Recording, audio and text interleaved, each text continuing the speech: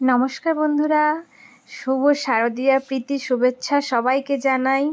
বন্ধুরা, আজকে আর কোনো অন্য রান্নার রেসিপি নয়, এটা একটা চাটনি বানাবো।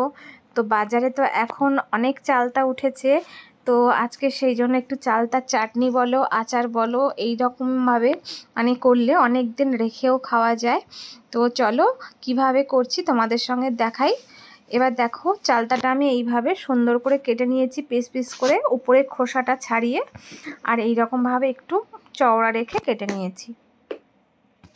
এবার এগুলোকে আমি ভালো করে একটু সেদ্ধ মতো করে নেব, যাতে নরম হয়, সেদ্ধ মতো করে নেব। আর চালতা কাটতে তো ভীষণ কষ্ট, যারা কেটেছো এর আগে তারা তো অবশ্যই জানো, প্রচণ্ড স্লিপারি হয়, আর হাত কেটে যাওয়ার খুব ভয় থাকে। তো খুব সাবধানে কাটবে তোমরা, যারা নতুন কাটবে ঠিক করছো বা রান্না করবে, তো খুব সাবধানে এটা ব্যবহার করতে হয়।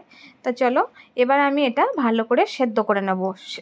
চালতাটা একটু নুন আর একটু হলুদ দিয়ে সামান্য আমি ভালো করে সেদ্ধটা করে নেব।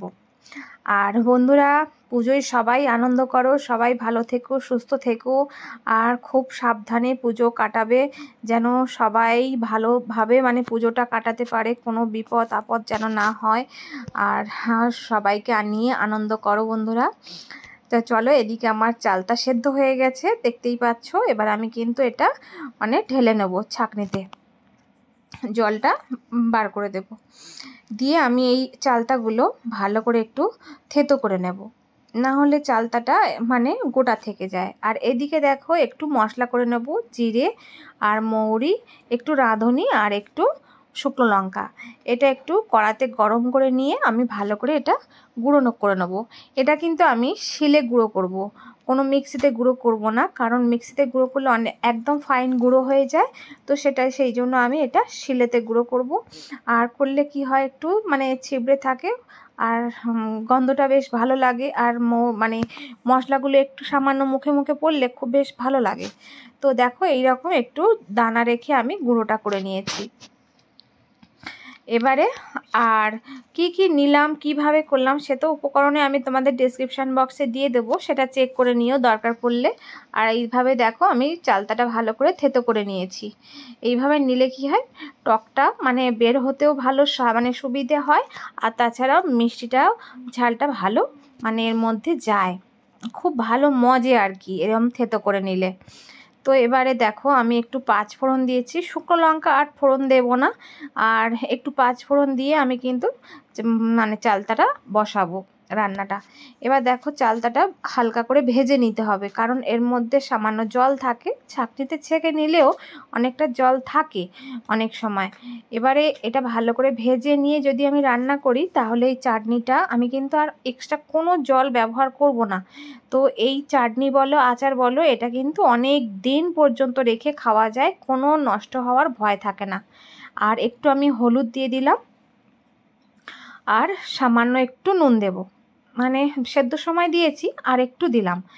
এবার এটা ভালো করে আমি একটা ভেজে নেব, ভালো করে ভেজে নিলে জলটা একদম শুকনো হয়ে যাবে। তখন কিন্তু আমি এখানে কিন্তু চিনি ব্যবহার করব না, আমি গুড় দেবো। গুড় দিয়ে আমি কিন্তু চাটনিটা করব। চিনিতে অনেক সময় নষ্ট হয়ে যাওয়ার ভয় থাকে, কিন্তু গুড়ে না বন্ধুরা, খুব ভালো আচারটা হয়, আর খেতেও খুব ভালো লাগে। দেখো, আমার গুড়টা একদম গলে গেছে, একদম মেল্ট হয়ে গেছে।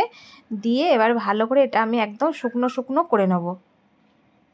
এই গুড়টা একদম শুকনো শুকনো হয়ে গেলে বেশ চিটচিট হয়েও যায়, আর আচারটা খেতেও দুর্দান্ত স্বাদের হয়।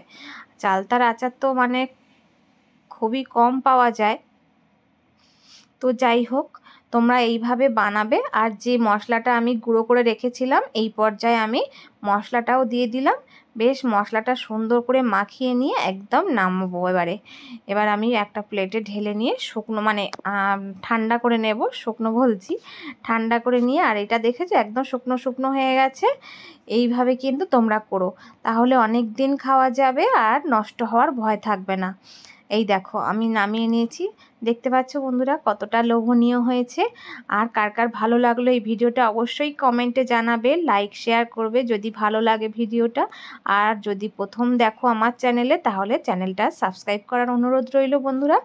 আর এই রকম ভিডিও অনেক অনেক পাবে তোমরা। আর কে কোথায় কেমনভাবে পুজো কাটাচ্ছ অবশ্যই জানাইও বন্ধুরা। সবাই ভালো থেকো, সুস্থ থেকো, আর সবাইকে শারদীয়ার প্রীতি শুভেচ্ছা আবারও জানাচ্ছি। সবাই ভালো থেকো, টাটা।